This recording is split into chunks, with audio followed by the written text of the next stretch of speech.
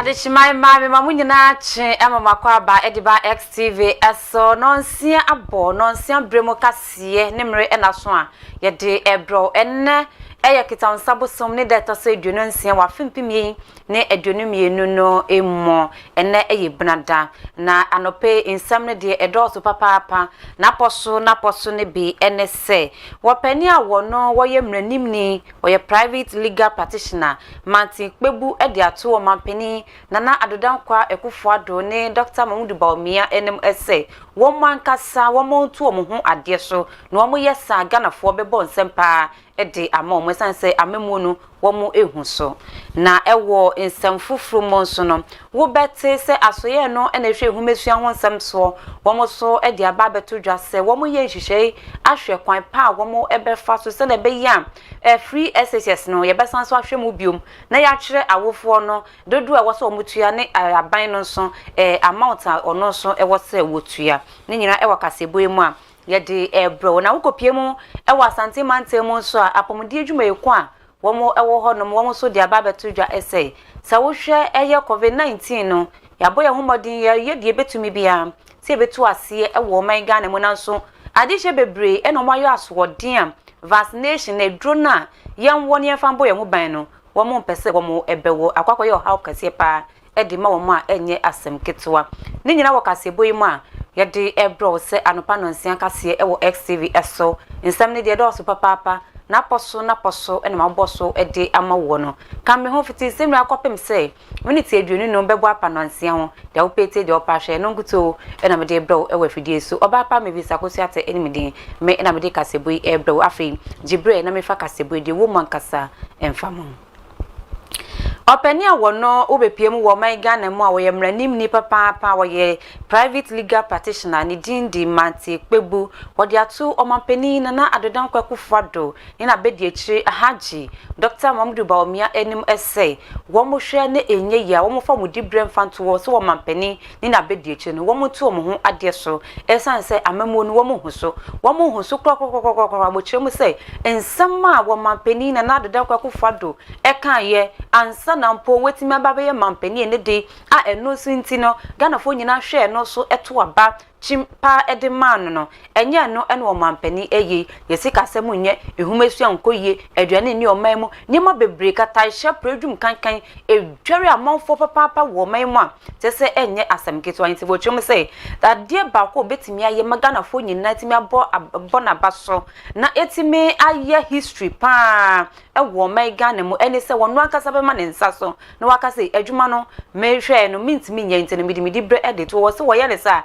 Ghana fo beka se papa we wo buni ho wo ya ade wo ye ne sa ebeboa ono ankasa. I don't know how many times I have to repeat that. Look, the president just has to go.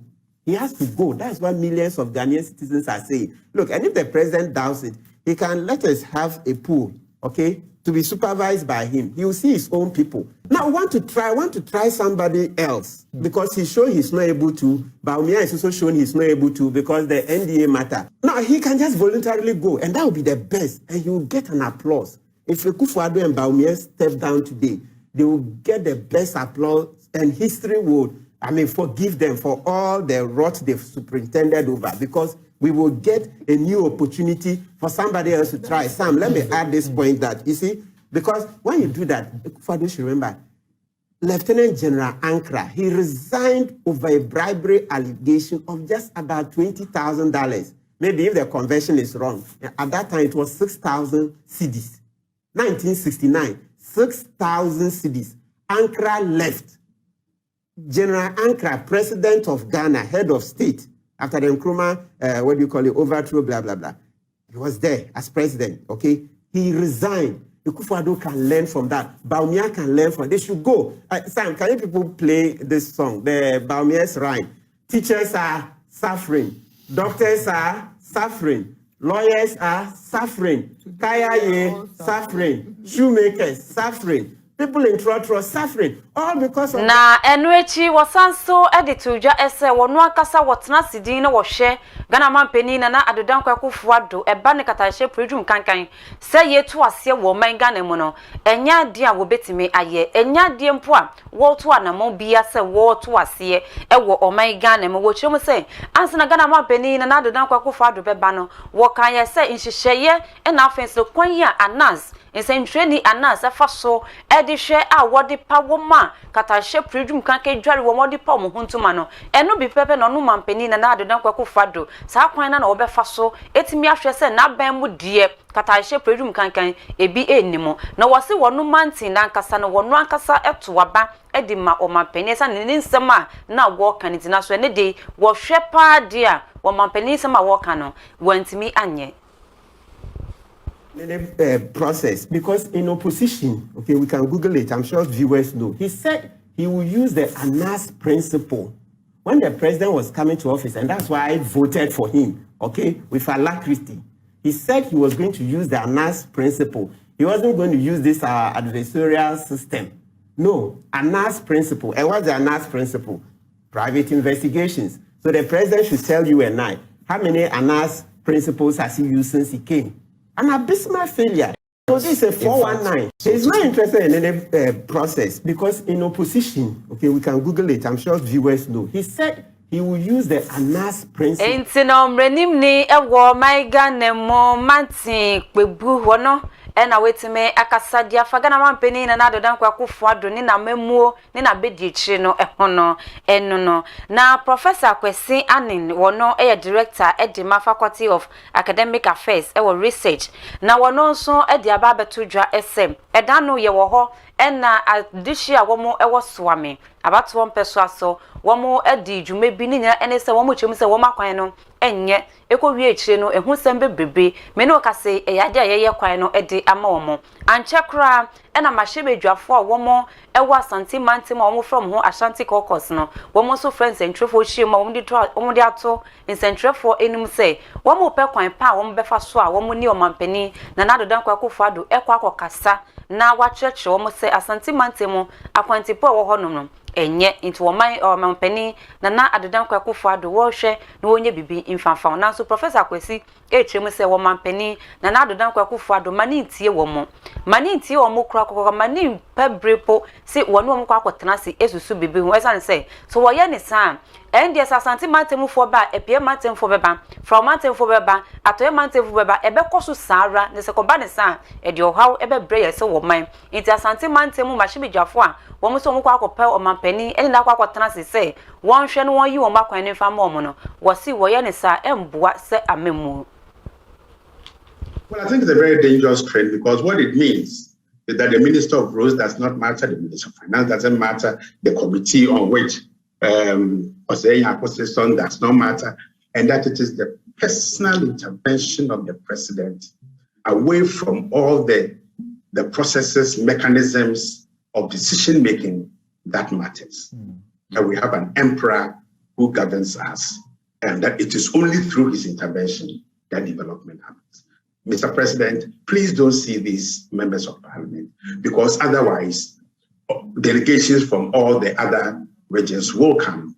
That will undermine our governance. It will undermine parliament. It will undermine the processes that we have been building since. Well, I think it's a very dangerous trend, because what it means is that the Minister of Roads does not matter. Now, Professor Kwesi Enin wono ena wetime akasa no na yanto akasia no so na yenko piemu ewo humesua ho nsem we wopani a wono ena ye Director General wodan eye asoye no ena hwe humesua ho nsem so Ghana Education Service Professor Opoku Amankwa wono so e de atodwa se nansen de ekoso ewo free SHS nemu yenyina yenim se wo man no ye ho ache ye papa ya de asika eni ho edwane bo ayedin nyama bibri na ekoso a chese enkoyi amafo bibri na na efrese o mampani na nadodan kwakufu ado sanke be yi a free SHS no wonsan so ehwemu bio wonhwe se wonom betimi etua no yema wo montua na wonom ntimi ntua no we aban no entua infama wo na so mampani se wa wi ataso se wo behwe ma obi biera enye humesua free wako school kwa wontua hwe no eyade enu pepepe na ebekoso na so Professor Opoku Amankwa ese die adri die asoye no ebo mhomodin eye hihyepa se wo mo ne awofo no betena se won besan so ahwe eye free SHS ne mu biom na se koba ne se beye yi a won be kira awofo no se mumu tuase na aban no so entuase wo twem se saa na mo enyina enyema bi a wo mo etutu aduane eni school mo ne nkronoba ehuma ne nyema ekoso nyina no eye ade a wo mo besan so ahwe free SHS ne mu ebiom. It's a bigger conversation, not only for GES, not only for the Ministry of Education, but for the entire country. And then what we will do is that for us on our part, we will start with the smaller ideas of looking at aspects of it. Today, for example, some of the discussions that I've had with my statistics team for them to do something for me is to do what we call unit cost analysis as far as educating a student is concerned. So we will do unit cost analysis, especially for the free SHS. So if we take Raymond as a student, starting from SHS 1 to SHS 3, we can do the analysis and then come up and say that, okay, to give Raymond quality education, it will cost this much.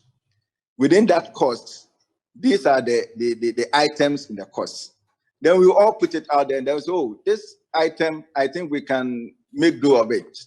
And it will not affect quality. This item, I think we can get parents to pay. This item, let's find some, let the regional, the district offices or regional offices take care of this, you know. So when we have done that, and we've all added our inputs into it, then we can all come back and say that, okay, for this, the total cost for educating someone in the free SHS, this is it. But we believe that if you take them item by item, these items, we can do this, we can do that, we can do that. So at the end of the day, we can all agree that this is the amount that we believe that government. No, Director General wono ene da Ghana Education Service ano eye Professor Opoku Amankwa wono ena wetime akasa no yento akase no so ene yenkopie mu e wapomudin nsemmo eda no eye afimpimie ni eduno yanka bia nhyem ye wo hwa na kodiego yade coronavirus yi ebesua yenso na enye oman Ghana nkwa aman hudo nyina wo monso esa etimi eso beso ende aban waye de obetumi biara ede ehunku a wokon ye nhyehyɛ yahodo a eba ye lockdown kura eba efremo esukufo kura betena efie beye busu maako kura ekɔ afi baako wo metimi anko school ni nyina ene se aban ne bɔ ne homodin se na be ya ye betimi atwe ye ho ede free sakode wo yade ede nipa bebre ene to nanom ɛwɔ nse edo a ni nyina emonsem a kyese ye nkampo enwie ye nanso na aban ne se coronavirus no ekɔ kakra nanso eho akɔ hia ese ansa na mpo sa yade ebi embeto no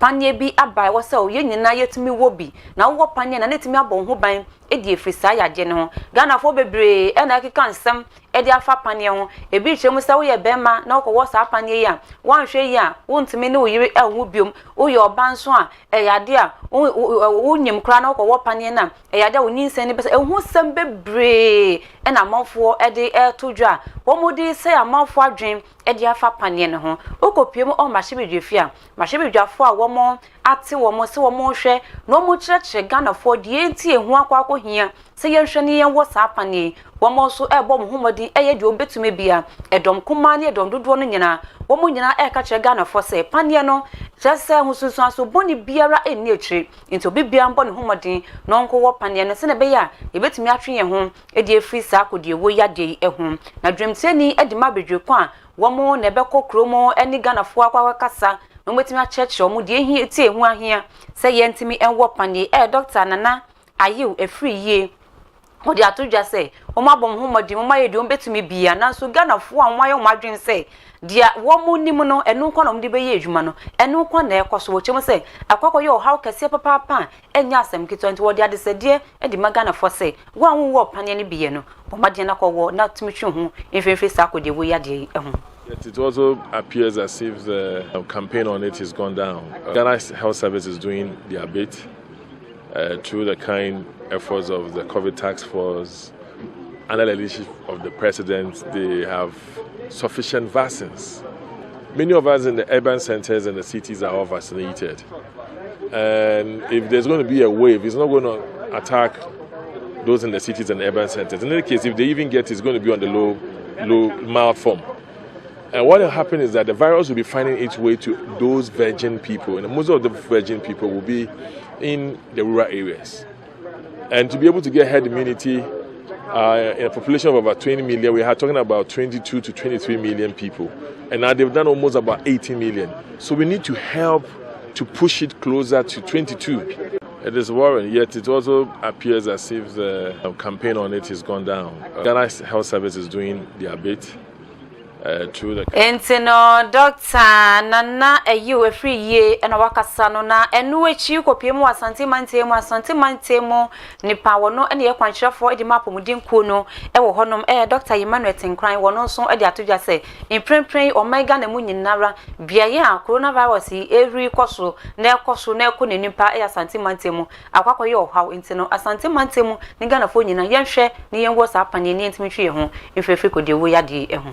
The resources for the vaccination is there. We have the staff, but as at now, our coverage is still very low. As at now, our fully vaccinated only stands at 42%. But if we don't achieve the coverage of 70% and over, then we can never say that the fight is over. And it seems that the vaccine hesitancy is becoming the order of the day. Because we go from house to house, we do other strategies, but unfortunately, we are still having a low coverage. But the resources for the vaccine. Now, Dr. Emmanuel Tinkran, one no copy was Santimantema, where you have director, one no. Ewo honoma wodi sansem nyina wodi atoja ntino yengyina sapo mudin ho nsem so na yemfa kase ni nyina yemfa mra ewie yemfa mawo meda wase sa wonya bre ni adaje na wo hwe XTV ya no pa no nsia kase anope memfa sedam fama chichi beauty salon se ka che osebra no nsiesie wo ho pa emfa mawo bebi a wo ko biera a wo pesa wo siesie ho na wo dru honoma wo ye center of attraction no bomaden na chichi beauty salon eho obesiesie who come apart at the ama was say, where your home service and so into wood, the Yannis over freno, or Bebawin, or Baby Nina, come apart at the amount freno. It was 0547 0547 Sanson, I yet Christian, said Brano, Pamata, dear Fefe Pam fan show. Program be a walk beer, or what idea what the Bemon, a memma, in Penene, Mufra, Nina, or Pem Nina be a war, na say, Sanson, we are Bufra, and Upper Sawi, mammy, or Pesa, ba Esia de Pama, Fanibra, I yet in chain, I yet saw Betcheno, one also 8 million and Sanuma, aye. Fryet, it was 0242 389 851 0242 389 851 anope dojina camera na chi emame e DJYX fresh boy ba kope sansan okopie mu ewo MC ahwade twa metumo e Bismarck abla lonsun etane chipping team nipa kunchim se nyina go krata so mame mambekenkan edema wo e Zinab Ahasa na me amekenkan de ma wonso e oba pa Mavis akosua ateme sorry so magudie mo nsem de opeti de opahwe na me nua be ma microphone Mr. Mwat wa ye crowd of papa what e bro enti mo afidie no enda he ya me da wase e momo enishe